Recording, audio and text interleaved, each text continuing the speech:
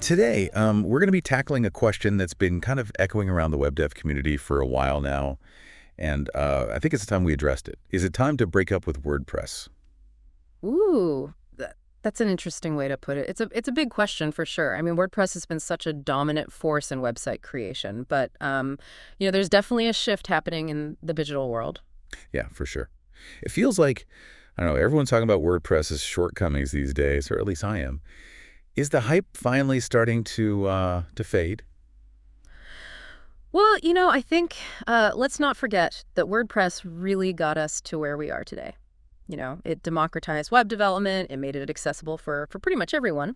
But like any long-term relationship, I think it's healthy to check in, see if it's still meeting your needs. Yeah, totally. I think that's a great point. It's like, yeah, sometimes you just got to reassess, right? So, okay, let's unpack this a bit. One of the biggest concerns I keep hearing about, and that I definitely have myself, is security. I mean, there's that crazy statistic floating around that over 90% of infected CMS sites are WordPress sites. I mean, that's got to give anyone pause, right? Oh, yeah, absolutely. It definitely it highlights a vulnerability for sure. WordPress is so attractive to hackers because it's so popular. So finding an exploit on one site, it can potentially open up thousands of others. It's like finding a master key. Right, like Yeah, a skeleton key that just unlocks everything. And it's not even just like super sophisticated hackers we're talking about here. A lot of WordPress sites are running outdated versions of PHP, which we know has security holes. Yeah, you're right. That is a huge problem. Upgrading PHP is crucial, but for a lot of sites, especially those with custom code or tons of plugins, it's not a simple task at all. It can be a real headache. For sure, yeah. And even if you are on top of your PHP versions, there's this constant, like, barrage of updates. It seems like every week there's a new WordPress update, a plugin patch, a security fix. I don't know about you, but it's exhausting. You hit the nail on the head. Exhausting. In the security world, they call that patch fatigue. And, keeping up with these updates is essential, but it can be a full-time job. And if you fall behind, well, you're leaving that door wide open for trouble. Literally. All right, so we've got security risks and then this constant need to like play catch up with updates. But let's move on to performance. How is WordPress doing in the speed department these days?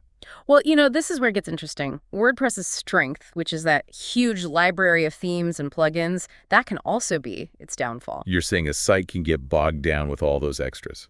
Exactly. Bloated themes with all these features you don't even use, a ton of plugins, they're all fighting for resources. It can really lead to some slow loading times. And in today's world, speed is everything. If your site takes too long to load, people are just going to bounce. Yeah, that's the reality. People are impatient. They'll go somewhere else. And I've also heard that WordPress can be a bit of a resource hog, especially on those shared hosting environments. Yeah, that's right. When you're on shared hosting, your site's sharing resources with, others on the same server. And WordPress, with its database queries and dynamic content generation, it can put a real strain on those shared resources and lead to slowdowns and even crashes. So what's the solution there? I know there are caching plugins that can help, right? Yeah, caching plugins can definitely help. They store copies of your pages so they can be delivered faster. But it's not a magic bullet, They add complexity. And if they're not configured properly, they can actually cause more problems than they solve. It sounds like a bit of a tightrope walk. Yep. You need them for speed, but they could also be a source of headaches. It's all about finding the right balance. Aren't we always? Okay, so we've talked about these kind of performance issues, and that leads us to the challenges that developers face when working with WordPress. And I've heard, honestly, a lot of grumbling from developers lately. Yeah, it's understandable. WordPress can be a frustrating platform to work with, especially if you're trying to do anything beyond like basic customization. What do you mean, like, specifically? Well, if you want to customize beyond those basic themes, the learning curve gets really steep really quickly. You need to, delve into PHP, APIs, JavaScript, and that can be a barrier for some developers. Yeah, that's fair. And then, on top of that, there's the issue of API inconsistencies, right? That's right. WordPress is constantly evolving, and sometimes those changes break existing custom code. So developers are always having to, adapt, rewrite code, play catch up. It's like trying to hit a moving target, right? You're never quite sure what's going to happen next. And what about this whole plugin pandemonium thing? Oh, the plugin ecosystem. Yeah, it's a double-edged sword. In theory, Plugins are great, right? They allow you to add functionality without having to write a bunch of custom code. But in practice, you can easily end up with dozens of plugins, all from different developers, and they don't always play nice together. So you get conflicts, crashes, instability, the whole 9 yards. Exactly. And debugging those issues, it can be a total nightmare, especially when you're not even sure which plugin is the culprit. That does not sound fun at all. So it sounds like, developers are facing a real uphill battle with WordPress these days, but let's not forget about the content creators and website owners themselves, right? What are some of their pain points? What are they struggling with? Yeah, well, as websites grow and evolve over time, updating content in WordPress, it can become a real chore. The interface can feel clunky, workflows get inefficient, and even, simple tasks like adding images or formatting text, it just starts to feel cumbersome. Yeah, I can imagine that can be pretty frustrating, especially for people who are used to working with these more modern content management systems that are out there these days. Absolutely. And, the lack of built-in features for more advanced functionality is another issue. So if you need things like integrated payment processing or a robust CRM system, you often have to rely on third-party plugins, which, as we've discussed, can create their own set of problems. Right. Plugins, they give it and they take it away. So it's not just about like the technical side of things, right? The actual user experience of managing content in WordPress, it's also under scrutiny. Yeah. But what about the user experience for visitors to the site? How does WordPress impact the way people actually experience a website? Ooh, that's a critical point. And honestly, this is where I think WordPress can really fall short. And one of the biggest criticisms is this cookie cutter design aesthetic. What do you mean by cookie cutter? Well, even though there are, literally thousands of WordPress themes available, a lot of them, they share a similar look and feel. So it's tough to create like a truly unique brand identity. It's hard to stand out from the crowd. And customizing those themes beyond just like basic changes, it often requires significant coding knowledge, which, a lot of website owners just don't have. So you're saying you end up with all these websites that, kind of look very similar. Yeah, unfortunately. Yeah. And that can be a real problem in today's world where, first impressions are everything. Users, they expect visually appealing and engaging websites. And if your site looks like every other WordPress site out there, it's hard to, grab their attention. Yeah, absolutely. And then what about navigation? How does WordPress handle the organization and structure of large websites? Yeah, that's another potential pitfall. As a website grows and more content gets added, navigation can become a real mess. Menus get bloated, pages get buried deep within the site. It's easy for users to just get lost trying to find what they need. Yeah, that definitely doesn't sound like a good user experience. No, not at all. And, if people can't find what they're looking for quickly and easily, they're just going to leave and go somewhere else. Yeah, that's facts. So, we've covered a lot of ground here. We've talked about security, performance, developer challenges, content management, user experience. It's starting to feel like we're, building a pretty strong case against WordPress here. I think it's important to be fair. WordPress definitely still has its strengths. It's still a good option for smaller websites or those with, limited budgets. But as a site grows and becomes more complex, those limitations, they become more and more apparent. Right. It's like it might be a good starting point, but then you hit a certain point and you're like, wait a minute, this isn't working anymore. Speaking of growth, let's talk about scalability. Can WordPress really handle large, complex projects, or does it just start to crumble under pressure? That's a key question. Yeah. We have to remember that WordPress, it started out as a blogging platform, and it's evolved a lot since then, but it still carries some of that legacy.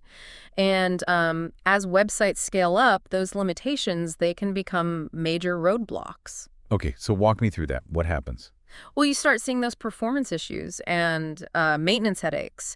Security vulnerabilities, they become way more frequent, and they're a lot more difficult to manage. Right. So it's almost like a vicious cycle, right? Like Right. The bigger you get, the more problems you have, the harder it is to manage. Yeah, exactly. And at a certain point, it just becomes more efficient and cost effective to just switch to a platform that was designed from the ground up to handle those large scale projects.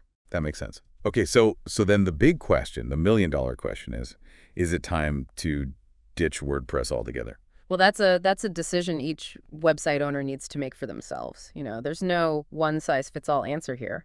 But you definitely need to be aware of these potential pitfalls, especially as your site grows. So what are the warning signs? How do you know if it's actually time to consider like moving on? Well, I would say keep an eye out for, frequent slowdowns or crashes, those persistent security concerns that we talked about, or, maybe a feeling of just being overwhelmed by updates and maintenance, or just frustration with limitations in functionality, design, scalability. Those are all like red flags that maybe it's time to explore some alternatives. Yeah, that's really good advice. I think a lot of people are probably feeling that right now.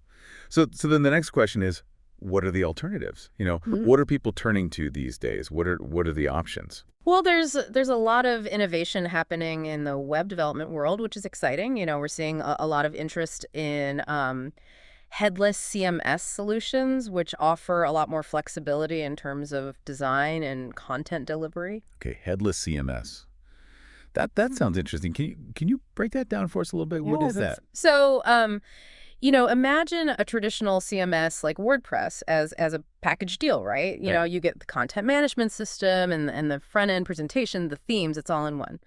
With a headless CMS, you're only getting the body, so the content management part. The head, meaning the presentation layer, is totally separate. Oh, okay. So you're separating the content from the way it's displayed. Exactly. And this separation, it unlocks a lot of possibilities. Okay, I'm intrigued. Like Oh. what kind of possibility? Well, you get complete freedom to choose your front-end technologies. You're not stuck with WordPress's templating system or PHP.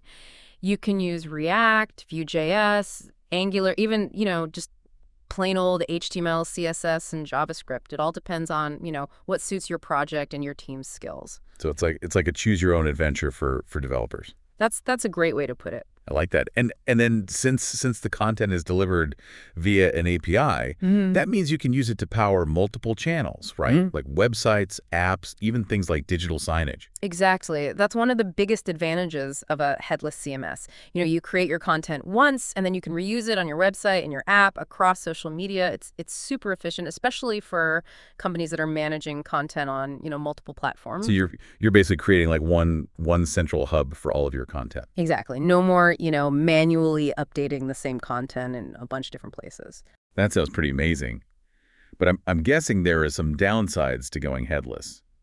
Nothing's perfect, right? Well, it's definitely not as simple as WordPress. You do need more technical expertise to set it up and manage it. You'll need developers who, understand APIs and how to build and maintain them. So maybe not the best solution for, beginners or someone with limited technical resources. Probably not. It's definitely geared more towards developers and companies who can handle a more complex setup. Okay, so headless CMS is one option, offering a lot of flexibility but requiring some technical know-how. What about static site generators? You mentioned those earlier. Where do they fit into all of this? Yeah, static site generators, they take a completely different approach. It's all about speed, security, and simplicity.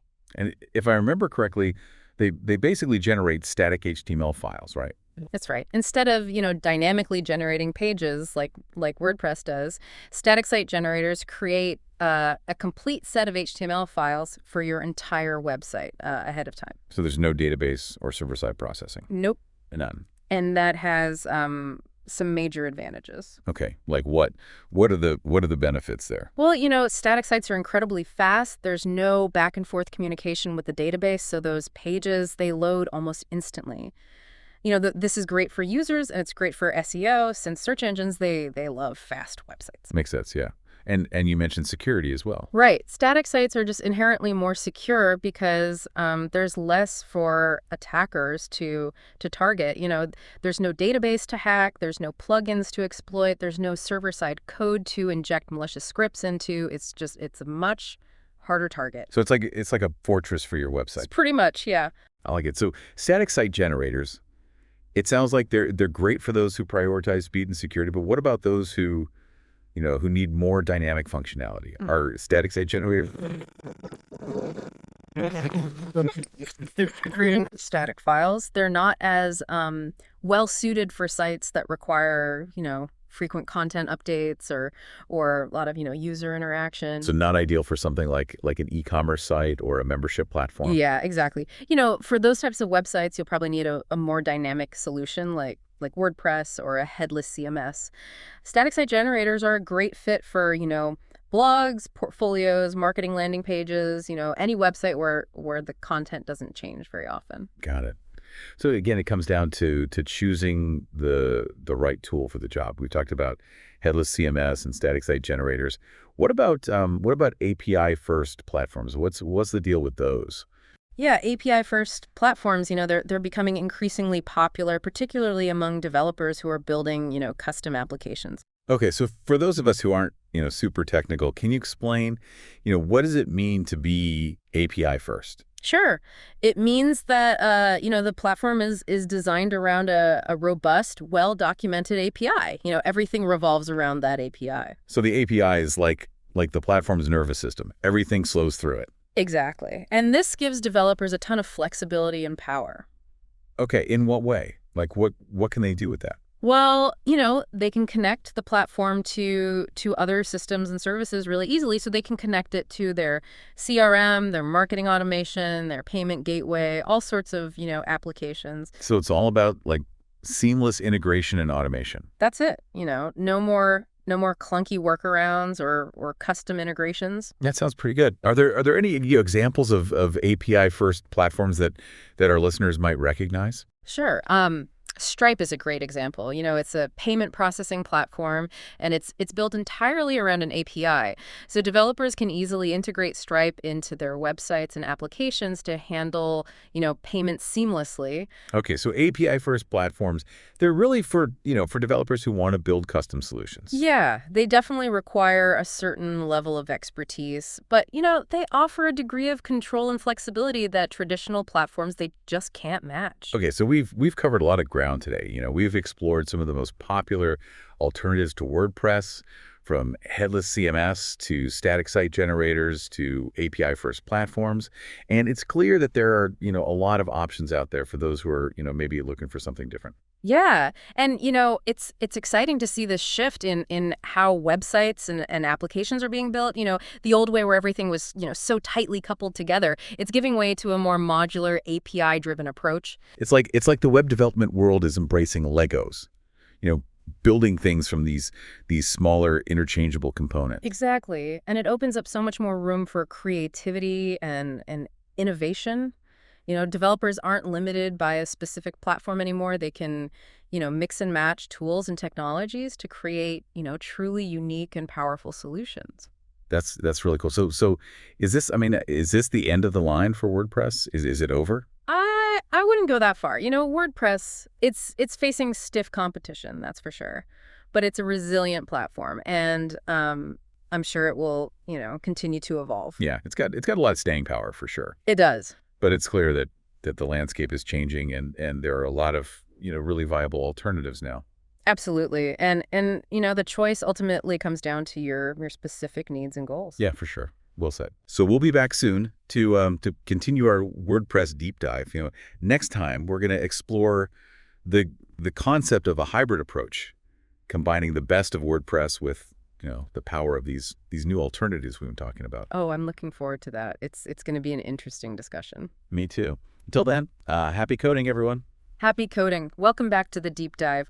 We're continuing our exploration of WordPress and still asking that tough question, is it time to move on? Yeah, last time we really got into like the weeds of all the challenges that WordPress is facing, but we also promised to explore some of those really exciting alternatives out there. Yeah, right. Because it's not about, bashing WordPress. It's really about acknowledging that the landscape of web development has changed, and, there might be tools out there that better fit your needs. Totally.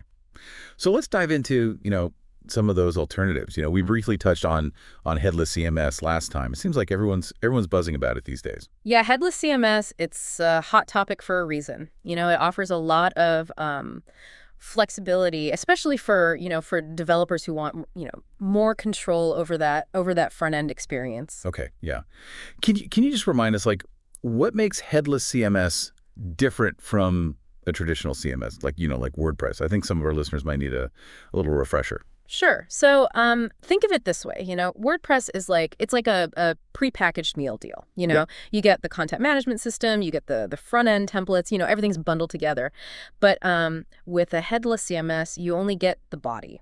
So the content management part, the head, meaning the presentation layer, that's completely separate. Okay, so you're separating the content from how it's displayed. Exactly. And that separation, it opens up like a world of possibilities. Right. Okay, like what? Give us some concrete examples. What are the benefits? Well, for starters, you have total freedom when it comes to choosing the technologies you want to use on the front end. You're not limited to WordPress's themes or PHP. You want to build your site with React, Vue.js, Angular, or even just plain old HTML, CSS, and JavaScript. Go for it. So you can really like tailor your tech stack to your project and your team's skills. Exactly. This is a huge draw for developers who want to create like really unique interactive experiences without being boxed in. Right. Right. And then since the content is delivered via an API, you can use it to power multiple channels, right? And we talked about websites, apps, even things like digital signage. That's right. It's one of the biggest, selling points of headless CMS. You write your content once and then you can use it everywhere. Your website, your app, your social media feeds. It's incredibly efficient, especially for, organizations that are managing content across a lot of different platforms. Yeah, that makes a lot of sense. So you're basically like eliminating the need to update the same content in like, a dozen different places. You got it. Headless CMS really streamlines content management in a big way. Okay, so it sounds powerful, but I'm guessing there are some trade-offs. Yeah. Nothing's perfect. What are some of the challenges of going headless? Yeah, I think the biggest hurdle is probably the technical expertise required. Headless CMS isn't as plug and play as something like WordPress. You need developers who understand how to work with APIs, and you need to be kind of comfortable with a more modular architecture. So this might not be like the best solution for beginners or someone with limited technical resources. Yeah, probably not. It's definitely geared more towards, developers and companies who have the, the technical chops to handle a more complex setup. Right, right. Okay, so a headless CMS is one option. Offering a lot of flexibility, but requiring some technical, know-how. What about static site generators? Those seem to be gaining traction as well. Yeah, static site generators, they offer a completely different approach. Think speed, security, and simplicity. Right, and as we talked about earlier, they basically generate like static HTML files. So no database, no server-side processing involved. None whatsoever, and that's a big part of their appeal. Okay, so walk us through like the benefits. Why would someone choose a static site generator over something else? Well, first and foremost, static sites they're blazing fast. There's no back and forth with a database. The pages, they load almost instantly. And this is huge for, user experience, and search engines love it too. Right. So it's good for SEO as well. Absolutely. Okay, and you mentioned security as a major plus as well. Right. Static sites they're just inherently more secure because there's less surface area for attackers to target. There's no database to hack, there's no plugins to exploit. They're just a much harder target. And that's a big deal in today's, cybersecurity landscape. Yeah, for sure. So it sounds like if speed and security are your top priorities, a static site generator might be the way to go. But what about websites that that need more dynamic functionality? Are static site generators a good fit for those? Yeah, that's where things can get a bit tricky because they're generating those static HTML files. They're not ideal for sites that need, frequent content updates or complex, user interactions. So maybe not the best option for like an e-commerce site or a membership site with lots of, user activity. Right. For those kinds of websites, you'll probably need a more dynamic platform like WordPress or a headless CMS. Static site generators are perfect for, for blogs, portfolios, marketing landing pages, websites where content is relatively static. Right, right. Got it. So again, it comes down to choosing the right tool for the job. We've talked about headless CMS and static site generators. Let's move on to API first platforms. What's the story there? Yeah, API first platforms they're becoming increasingly popular, especially among, developers who are building, highly customized and integrated applications. Okay, so for those of us who aren't, super technical, can you break that down a bit more? Like what does API first actually mean? Sure. So it means that the platform is designed, from the ground up with a robust and well-documented API at its core.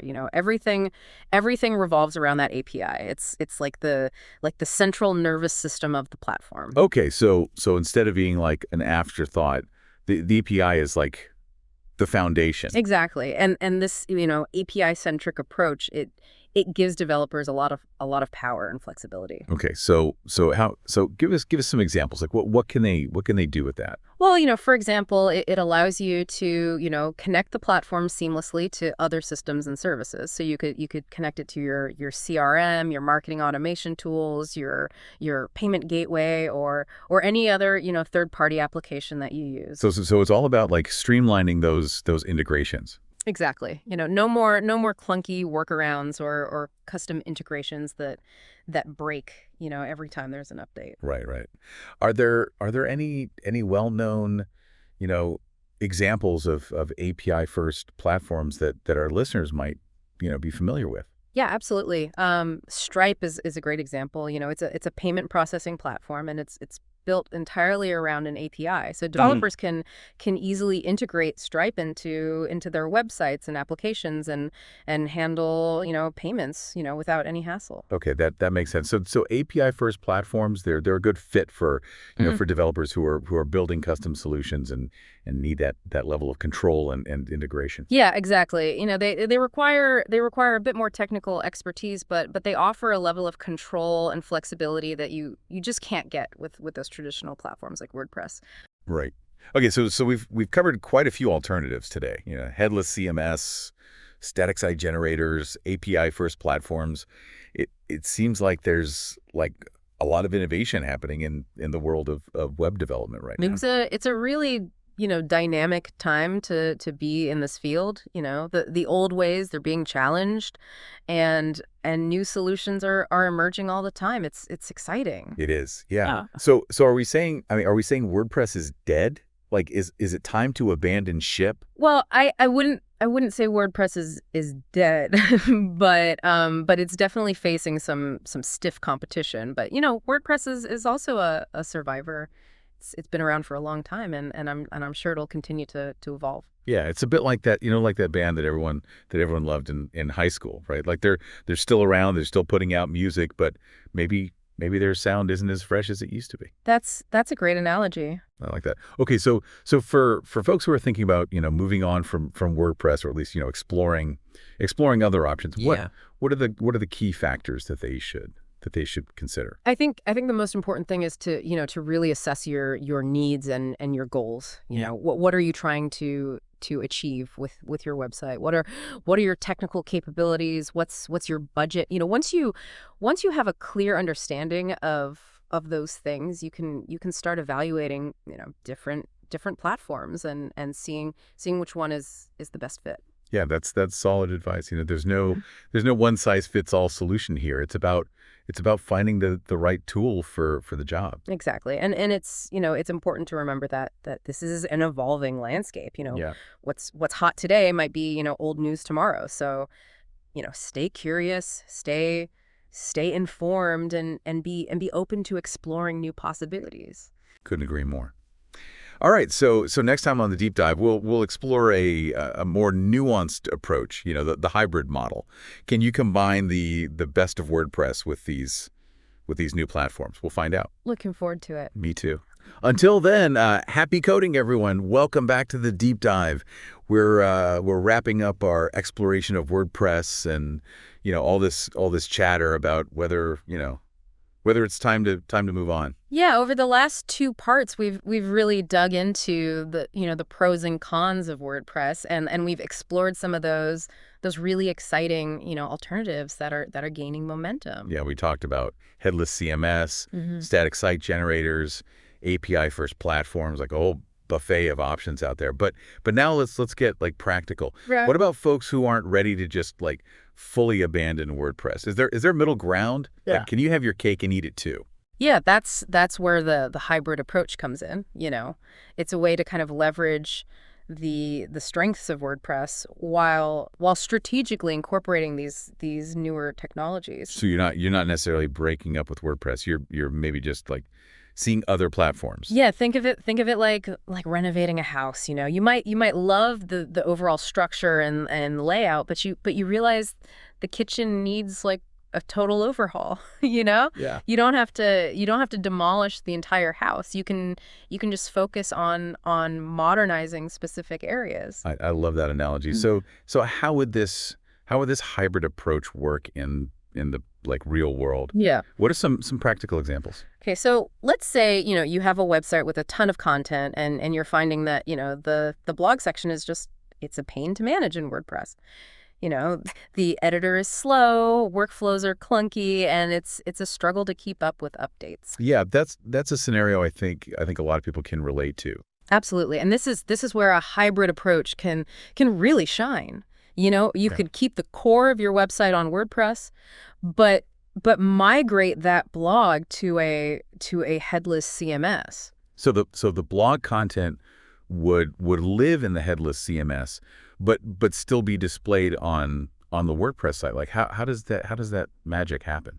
Yeah, the API is the key. The headless CMS would deliver the content via its API, and then your WordPress site would fetch and display that content, using a plugin or a bit of, custom code. It's a seamless integration that lets you use, the best of both worlds. So for the person visiting the website, they wouldn't even know that the blog is being powered by a separate system. Exactly. It's all behind the scenes. Okay, cool. So what are some other situations where a hybrid approach might make sense? Well, imagine, you want to add like a really super interactive element to your site, something that would be, difficult or impossible to achieve with WordPress alone. You could use a framework like React or Vue.js to build that element and then integrate it into your WordPress site, using an API. Oh, okay. So you're basically using WordPress as like the foundation, but adding these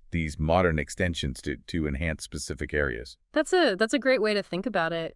This approach, it lets you kind of evolve your website gradually without having to, make this sudden drastic switch. Yeah, it's like dipping your toes in the water before you jump in. Yeah, you get to like test things out.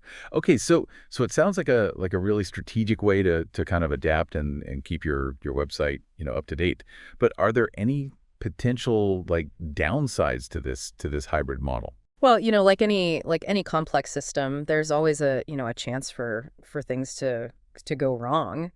Managing multiple platforms, it definitely adds complexity, and you need to make sure that everything's correctly integrated and playing nicely together. Right. So you need to have a decent understanding of how these systems work and how they communicate with each other. Yeah, you'll need some technical expertise on your team or from a developer that you trust, but the benefits of that flexibility can often outweigh the challenges, especially for organizations that need to move quickly and adapt to this ever-changing digital world. Yeah. No, I think that makes a lot of sense. It sounds like the hybrid approach could be a really, really smart way to kind of transition to those newer technologies without throwing everything out the window.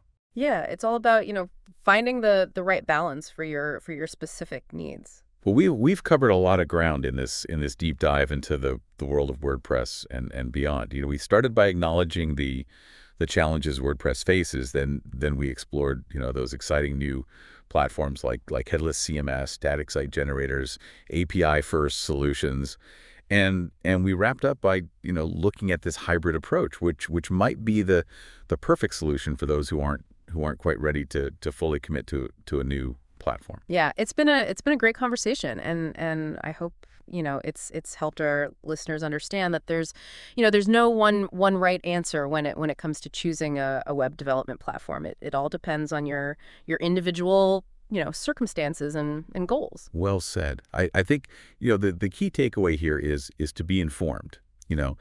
Weigh the pros and cons carefully and choose the path that best aligns with your vision. And to remember that the web development world, it never stops evolving. What works today might be outdated tomorrow. So stay curious, be flexible, and always be willing to explore new possibilities. Couldn't agree more.